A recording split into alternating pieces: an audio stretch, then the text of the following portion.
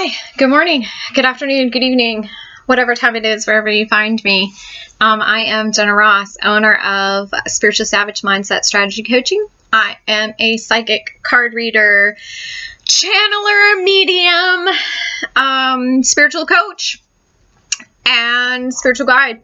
I help you find your soul and help you learn to listen to it.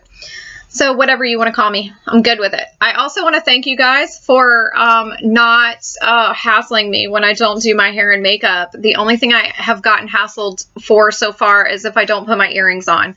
So I've been making sure to throw the hoops on and not give a shit about the rest. So I thank you for your love and support in that way. That you just allow me to be me and sit in my pajamas and do readings for you and talks and channel. If you are new to the page, please subscribe and please share, and thank you for being here, and I hope that you get something of value from this. These are all collective channels, so take what resonates with you and leave what doesn't, but whatever you hear that you think, hey, is that for me? It probably is. And if you're messaging me and saying, oh my God, I feel like you're talking just to me, then guess what? Spirit is talking just to you. So it's not just you. I'm not singling you out. I love it when my clients especially message me and go, oh my God, could you just tag me next time? And I'm like, no, that clearly was not for you. Just so you know, it was recorded before our conversation even happened. Because spirit and the universe likes to validate itself. So if we've talked about something and then later on you see a message, or you see a message and you realize, or a sign, and you realize that that validated what got said and I didn't even know about it. That's what happens. The universe validates and fortifies like what it's doing. So it gives you the oomph to let you know that that is what it was trying to tell you, and that's what you need to look into. Today I was having a talk with a client, and I have quite a few clients who are counselors and mental health therapists, and I worked in mental health and have worked in mental health for a while, and I got out of it and started coaching because I liked it better. It gave me more freedom to be at home and also to kind of help more than rehash and just you know, send you on your way. So I like to actually implement change and not just focus on the problem. Let's focus on solutions. So that's one of the things that I really love about coaching. But when I was talking to this client earlier, we were talking about how sometimes the training and going to counseling and being a counselor and the training that we learn, the buzzwords that we learn and things like that actually kind of mess with us and cause us to doubt our own healing or derail our own healing, because sometimes we feel like when we don't feel something, we feel like my counselor said that I should, or my training says that I should feel a certain way, or I feel like humans should feel a certain way. And so now I feel like I'm disassociating and just numbing and all this other stuff. When we're healing, we have to be okay with wherever we are right now. There are going to be times when you are going to not be able to deal with stuff right then. And I always liken this to when a death happens. Many of the mental health situations and crisis we have in our life, and when we're going through awakening too, it's all about grief. And it's not necessarily about a person dying. We always associate grief with people dying, but you do understand that when you lose a job, when you have to move out of a house, when you change locations, when you go into a different phase of a relationship or lose a relationship, all of that requires processing and grief. Because you are still grieving the death of a life that you thought, or a part of yourself that you thought was permanent. We always look for certainty. And so if you've had a job for a long time, even if you have opted to leave this job for legitimate reasons and go to a better job, or if you've moved for a different position or something like that, there still is that death to this being my reality and this being my new reality. So there is elements of grief throughout our life that we need to learn to deal with. And we also need to understand that even while we're celebrating, we still need to deal with that grief, and that understanding that that is no longer our reality and this is what we're moving into. Because if we don't let it go, then we're going to carry remnants of that into our new situations. And we don't want to do that. But the thing is when you have had a death in your life, a physical death, if you've ever been privy to losing somebody incredibly close to you, immediately when the death happens, you have to go from the hospital or the location that it happened and go make arrangements. My father passed away when I was 21 years old. The second that he passed away, we only had a certain amount of time to get him from the hospital that he was in, from the morgue, to the funeral home. So we had to make arrangements then. We literally made a mad dash from the hospital to the funeral home. We all of a sudden had to make arrangements, pick out caskets, pick out burial situations and everything. If you don't have all those things set, I would ask you to please look into that, because it was not optimal. And some of my grown family members were going to shit, and I had to step in and help in a big way. Not that I didn't want to help make decisions, but just it was disillusioning at 21 to lose your father and then have to go do these things right away. And I'm amazing in a crunch. I'm amazing in an emergency. So that's why I was able to step up and hold it together. But the thing is this, is we don't understand that when we're in these grief situations, like sometimes life comes in and we think that we just have to go right on, and we feel like we're disassociating. And normally we're not disassociating. We're just putting our head down and having to deal with what has to be done right then. Okay, so we go, all right, so this person just passed away. This part of my life just passed away. I've got to go make arrangements. Now I've got to call people. All the people are coming in for the funeral. You've got family in the house. You've got friends in the house. Everybody's coming over. Everybody's bringing food. There's no sense of reality, okay, because you are literally in the thick of it, all right? And you don't have time to sit and cry about it and think about it, because now there's all these other factors coming in. You got to make sure that people are picked up. You got to make sure people are being fed. You got to make sure that shit is going on. And then the funeral happens. And then sometimes your family stays for like a week more, or your friends stay. Somebody stays to like check on you, help you, whatever. There's still not this sense of reality. There's the sense of visiting. There's the sense of vacation. There's the sense of like, I'm living in an alternate universe. Okay? Then everybody leaves and you come home from dropping them off at the airport or from them leaving, and all of a sudden you hear the silence. And the silence is incredibly loud. And you go, oh my God, there it is. The grief and the understanding that things are not the same. I felt it right this second. And we go, oh no, I'm falling into depression. I'm falling into this. I'm falling into that. No, you are feeling the feelings that are normal for what you're going through. We sometimes want to run out and get antidepressants and things like that. And I remember that when my dad died, my mom went to the doctor for something completely unrelated. She had had blood work done before my dad passed away, and they called her, and she still had not picked up her blood work and gotten the results or anything like that. So they called her and was like, hey, are you going to pick up your blood work? And so she went in to like get the results of her blood work and stuff like that. And so while she was in there, the doctor said to her, do you want me to write you a prescription for antidepressants? My mom got very angry. And my mom said to him, why? If I take that pill, is my husband not going to be dead anymore?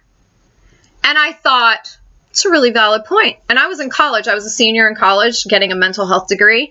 And I thought, no, that's an incredibly valid point, because we so often take these magic pills in our life to cope. And I don't mean to say magic pill like antidepressants are the problem. I mean to say magic pill on anything that we want to do that distracts us or thinks that we can, like skip ahead from the actual work for us to just be better. I was talking to a client today about, wouldn't it be great if we just said, this is what I want to manifest, and we woke up tomorrow and we were the ideal weight. The problem with the person that we wanted exiting from our life, they just took care of it themselves, and everything was just perfect. We got the job of our dreams, all this other stuff. We want a magic pill. We want something to occur without us having to do the work. And my mom wasn't about that. My mom was like, nope, Like, I'm supposed to feel this way. I'm supposed to feel sad. I'm not supposed to numb. We so often latch onto those feelings of like joy and abundance and happiness and okayness and think that that's the normal human experience. And the truth is there is a wide range of emotions that happen second to second in your human experience, and all of them are valid. If you are feeling them, you're meant to feel them, and you should feel them. Numbing them does not help. And we see this in a huge way right now with technology, with distractions like Netflix and television. We see it with relationships. We see it with drugs and alcohol, partying, going out. And a lot of that got disrupted when COVID hit. People were not afforded some of their distractions anymore, and they freaked out because they were faced with what was actually going on in their life. They were like, oh my God, this person that I'm married to or been in a relationship with or live with, have they always been this hard to deal with? Have I just been going to work to avoid them? Have I been working overtime and paying bills just to avoid them? Have I avoided all of this? We live in a culture of denial and avoidance and numbing. And we need to get ourselves out of it, because numbing yourself and avoidance is not experiencing life by any sort of illusion at all. You're on autopilot. You're letting somebody else run your program. And there's another thing. We've talked so much about gratitude, even in the face of like the most difficult things in our lives, focusing on what we're grateful for. You know, when my best friend was killed, like 3 weeks after my dad died, my best friend was killed. And I remember thinking, man, I'm so grateful that I had him. I'm so grateful that I got to call him my best friend and that we had the best experiences in life together. We really did. We were a force to be reckoned with. And I remember I was sad that he was gone, but I was so damn grateful I got to know him in a way that other people never would have. I knew a part of him that no one else knew. I knew things about him that he never shared with anyone. And I was important to him. And I didn't have doubts about that. And I knew that when he died, he didn't have doubts about the way I felt about him either, because we shared our relationship every single day with each other. There were no secrets. There were no mysteries. There were no anything. It was just me and him against the world as best friends. And there was nothing romantic between us. But it was like there was this trust and this camaraderie and this soul connection that we had that nobody else could match. And so when he passed away, there was that amount of, man, that sucks that I do not get to do physical life with him anymore. But there was this, wow, the friendship that we shared and how grateful I was to have somebody like that and to be able to experience that, because so many people feel so alone and don't have that. And it was interesting to me that in every area of my life, even when I was falsely accused of a crime and was put in jail, I always had that outlook. I remember that the guard said to me one time, I've never seen anybody so happy to be in jail in all my life. And I smiled at him and I said, I can be here and be okay with it and just take it as it comes, or I can be here and I can be an asshole. Neither response changes that I'm here. The only thing is that my response changes how I feel about it, how I cope with it, how I deal with it every day. And I choose to deal with it with gratitude and with hope. Because if this is where I end up staying, then this is where I'm meant to be.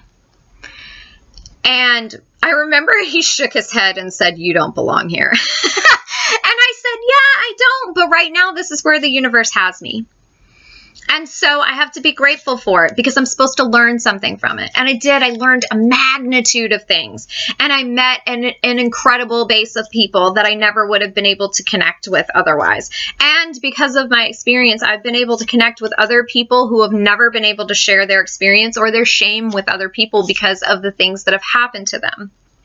Why is it that we so often shit on other people's experiences? I talked to a client about this today too, and we were talking about why it is that we can't be grateful for or be happy for and celebrate other people's accomplishments. And I see this so much in the twin flame journey because twins get angry that other twins are in union.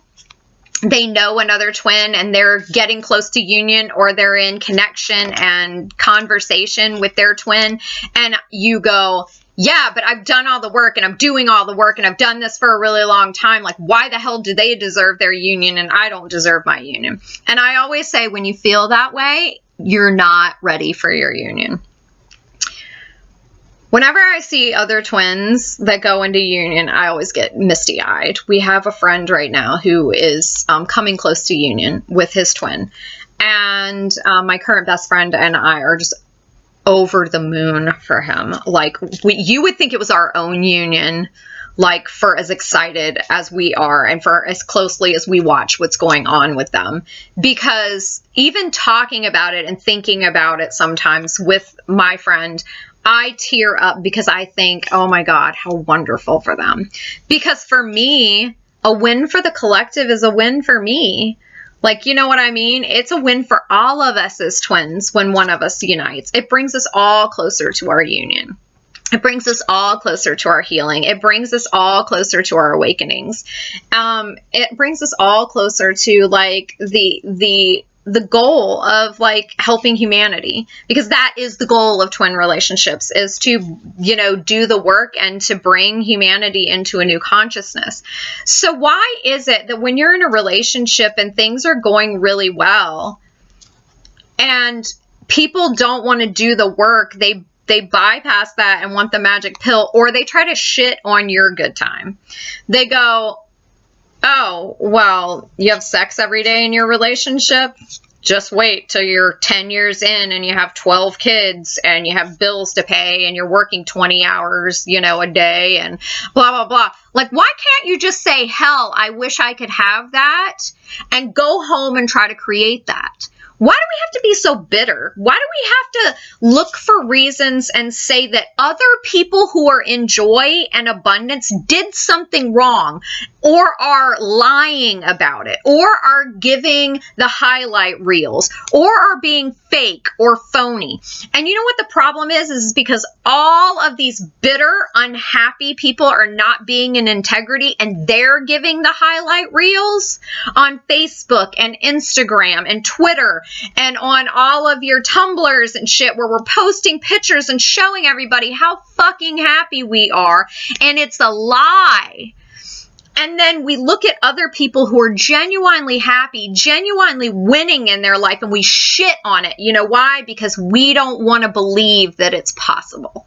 Because if we believe that it's possible, then that means we have inner work to do. And we want to bypass that. We want the magic pill. We want to convince ourselves and convince other people that that's bullshit.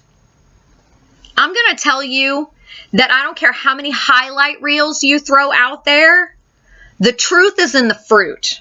The people who know you, who see you, and who are actually there in your real life, they know the truth.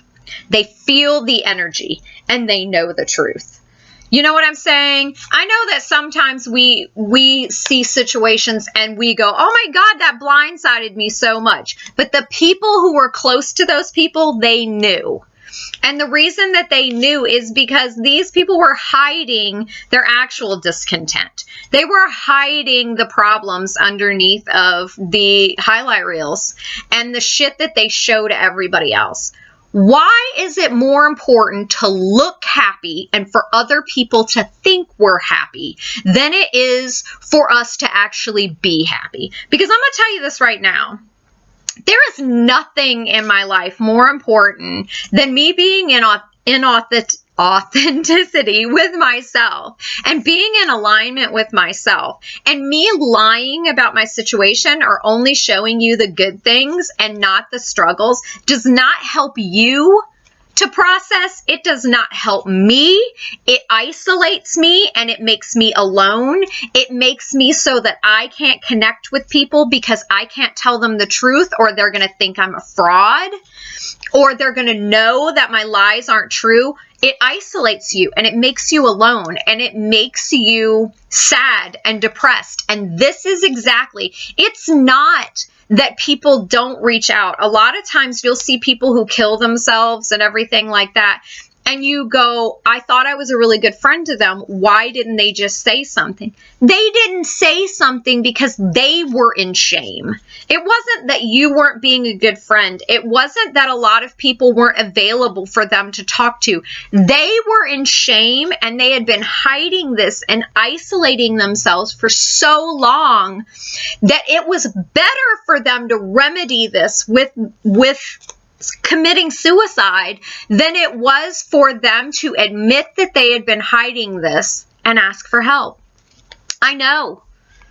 I was one of those people for a long time. Growing up, I had tried to commit suicide multiple times, and it wasn't until after the attempts became public that everybody realized, because I was living in shame. I was like, what, I should be grateful for what I have, blah, blah, blah. But I didn't realize that a lot of the manipulation and the emotional things that were going on, and I was a kid, and it was hard for me to find people to connect with because of my own self-worth issues, because of my own shame. It wasn't that I didn't have opportunity. It wasn't that there weren't people available. We have to take responsibility and stop looking for the magic pill. There is no magic pill, and the work is what creates the magic. You learn so much about yourself through the work. You learn so much about life and reality and relationships and what you're capable of. Showing courage is an amazing thing. People say, well, it's easy for you to say because you're confident. It has zero to do with confidence. You will never get to confidence if you do not show courage. Courage is your first step. And you don't get the opportunity to say, I don't have courage. Everybody has courage. You grab it and you harness it and you push through. All of us have it. All of us have it. If you woke up this morning, you have it. If your heart is beating right now, you have it. Whether you tell yourself you have it or not, you have it.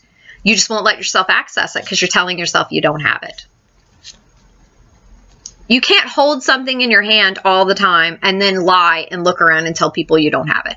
You have it. It's in you. Okay? So stop BSing yourself and just use it. All right? Hold on to it. I always, Craig Barlow, who is an amazing male coach, who is a very good friend and who I dearly love. He always calls it your courage balls. Grab your courage balls, grab your courage balls and do the damn thing. Okay? Because this is important work. It's what we're here for. You want to find your purpose? You want to know why your life is shit? This is what you have to do to make your life not shit. Okay? It's nobody else's responsibility. It's your responsibility. And we have to learn to cheer for other people's wins, because instead of looking at it and going, those bastards don't deserve it, you need to look at it and go, that shows me that it's possible. That shows me that I can make it. That shows me that it can be done. So I need to get off my ass and do it. Use those things as a push, not a fuck this. Those motherfuckers don't deserve it. You don't get to determine what other people deserve. So often we talk about karma and we go, karma doesn't work. Well, I'm going to tell you a secret. Our soul views all of our lives as one giant life. It's just in different chapters, okay? So you don't know what you deserve karma-wise, and you don't know what other people deserve because you don't know if their karma has anything to do with this life. You don't know what they went through in the last life that they are getting their just desserts for in this life. You don't know. Because you can't tap into the soul and see their GPS and see where they've been and where they're going. So stop judging people and stop judging yourself and saying, I don't deserve certain things. You just don't know. Start doing the damn work. That's what we're here for. So this is what we're here for. We're going to tap into it and start using our courage. I'm going to start throwing things out for you to be doing. Okay? Spirit is not being kind lately. Spirit is ready to kick you in the ass and show you the mirror and show you what you need to work on. So let's all work on it together and support each other. And again, this is a collective kind of channeling. So if you need something personal reading, want to talk about spiritual guidance, coaching, learning to use your gift, learning to hear your soul, stop overthinking, down in the description is my scheduler. Make yourself an appointment and we'll talk. All right. Thank you for listening today. Thank you for subscribing. Thank you for sharing. And thank you for using some of this information to heal and create your own journey. And if you need me, you know where to find me. So I'll see you tomorrow.